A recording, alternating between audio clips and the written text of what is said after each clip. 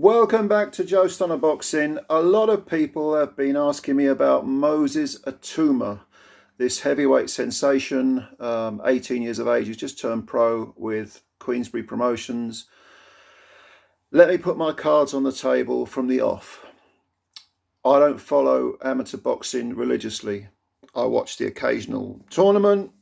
I kind of pay attention to some of the names, but I don't regard amateur boxing as a must-see. I sort of watch it as and when I fancy it. And there are far better qualified people to ask about Moses Itauma than me. However, what I do want to talk about is this idea that having turned pro at 18, he can be fast-tracked to beat Mike Tyson's record as the youngest ever heavyweight champion. Because although this is an interesting goal to have, it may be feasible. I think if you put too much stock in trying to beat that record, you can be doing the young man a disservice. Now, it could go two ways. If Itauma is as advanced as people are suggesting, people who know more about this than I do, and apparently when he was 15, he was giving Lawrence Okoli all sorts of fits in the gym, and he's sparred heavyweights and all this sort of thing. Okay, if he's that advanced, then yes, it is feasible that he is one of those freaks of nature, like I suppose Mike Tyson is the obvious example, but the example I always think of is Wilfred Benitez, who became, at only 17 years old, he became a world champion, and he beat a good man to win his title, which was Antonio Cervantes. Occasionally you get those freaks of nature, and if Moses Itauma is one of those guys, yes, go for it. By all means, go for it. The flip side of that is that, to me, it takes as long as it takes to develop him.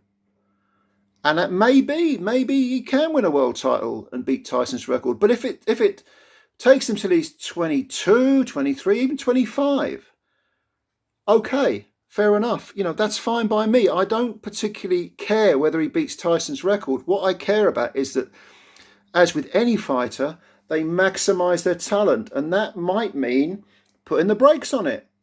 You know, don't forget, Mike Tyson, Wilfred Benitez, and anyone else you want to mention who turned pro very young and won world titles at a very young age, they burnt out quickly.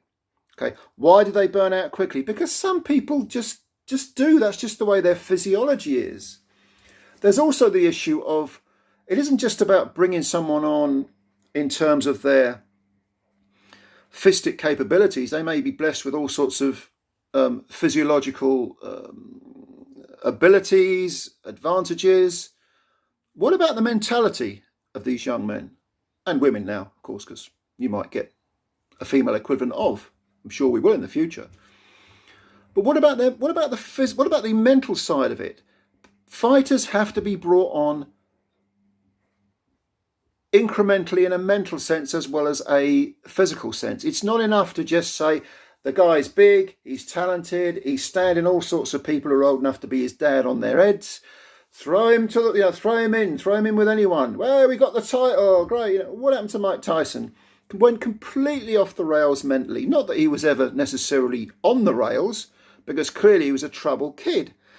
So I'm all for taking the attitude of and I know Lennox Lewis was not a particularly precocious heavyweight. He actually, in my opinion, he didn't really start to reveal his true talent until he got with Manny Stewart, and by that point he'd already lost the fight. He got knocked out by Oliver McCall, and he hadn't yet avenged that loss.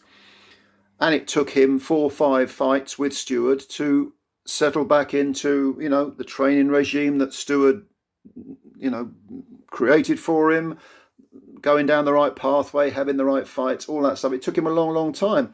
But he ended up as undisputed world heavyweight champion and avenged both his defeats, and is now recognised as one of the greatest heavyweights of all time. With Moses Itauma, as with any fighter, again, you want them to maximise their ability. It isn't just about breaking records, although that's very nice, and that is an achievement in itself. But Moses Itauma's pathway is not the same as Mike Tyson's or Wilfred Benitez or Muhammad Ali's or Evander Holyfield's or George Foreman's. It doesn't matter.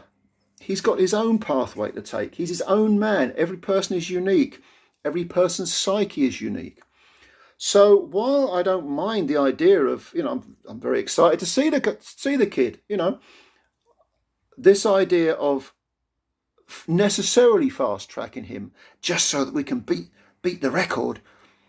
No, I don't think so. I think it's, if that's feasible, then okay, we can go for it. But I would much prefer it if he was brought along at the pace that suits him best.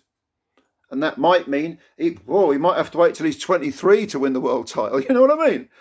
And also, again, I repeat, the young man's psyche.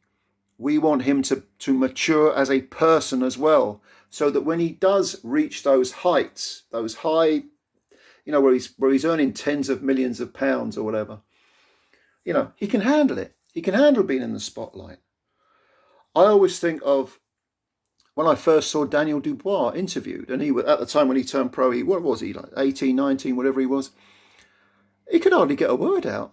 And I'm thinking, either this guy's got learning difficulties, or he's so painfully shy that, what's he doing in the spotlight? How is this going to impact on him as a human being, as a person? And the idea of throwing him in with Joe Joyce, although I hold my hands up and say I actually picked him to beat Joyce, which is one of the prediction brain farts that I have to hold my hands up to. I thought he'd actually stop Joyce on Joyce's feet, but obviously we know what happened. That was a damaging defeat for Dubois.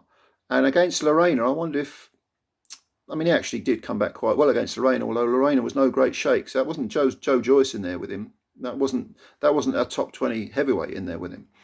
And Lorena had him in all sorts of trouble. I wonder if the old ghost came back from the Joyce fight to sort of haunt him a bit. Because in that first round, he took a knee twice. He looked terrible. I know he had the injury and everything, but he did come back relatively well in the second round. In the third round, he finished him. But that kind of proves the point I'm making, which is that you bring fighters on incrementally. You get them to the point where they have maximized their physical attributes, and mentally they are prepared to deal with adversity. They've got the life experience, the experience of dealing with different types of styles. They're well aware that this isn't the amateurs anymore. This is the pros. They've been the 12-round distance, perhaps won a few of those secondary belts, or at the very least done a 3 or 4 10-rounders. So going a 12-round distance doesn't really bother them. People have to be brought along at the right pace, in the right fights, and then you make a run for the title at the right time. And again, I repeat, it may be that Moses Itauma is capable of becoming the youngest heavyweight champ of the world, but it shouldn't just be based on his physical attributes. He needs to be brought along so that when he gets the title, he can unify and he can hold that title for a long time. Most importantly of all, he can handle the life that comes with it and the pressures that come with it, because they are considerable. This is why I think Joshua gets a bad rap, because although he's lost 3 times now, although he wasn't as young as Moses Itauma, he was thrown into the spotlight on the back of the gold medal and everything, and a relatively short amateur career. He was thrown into the spotlight and fast-tracked somewhat with the IBF win over Charles Martin, and then he went on a string of high-level fights against some very, very good men, some undefeated men, and then finally, he even avenged one of his defeats. And then when he ran into Usyk, he lost twice, and we saw what happened. It all unravelled after that second Usyk fight. All that pressure just poured out of him, and he kind of made a fool of himself, didn't he? But he's a bit older. What is he now? In his early 30s. Itauma at 18. Don't hurry him for the sake of it, is what I'm saying. Be sensible about these things. So what do you think? Leave your comments below. If you've got any, perhaps you know more about Moses Itauma than I do. Perhaps you've seen more of him. Give me your opinion on him. What do you think? Do you think he can be the youngest ever heavyweight champ, or do you think perhaps the brakes need to be put on? Tell me what you think. Subscribe to the channel if you're new. Leave your comments below, and of course like the video if you like the video. I always appreciate your time. We'll speak again soon. Meanwhile, the weekend is here. Have a good weekend. We'll speak again soon. Bye for now.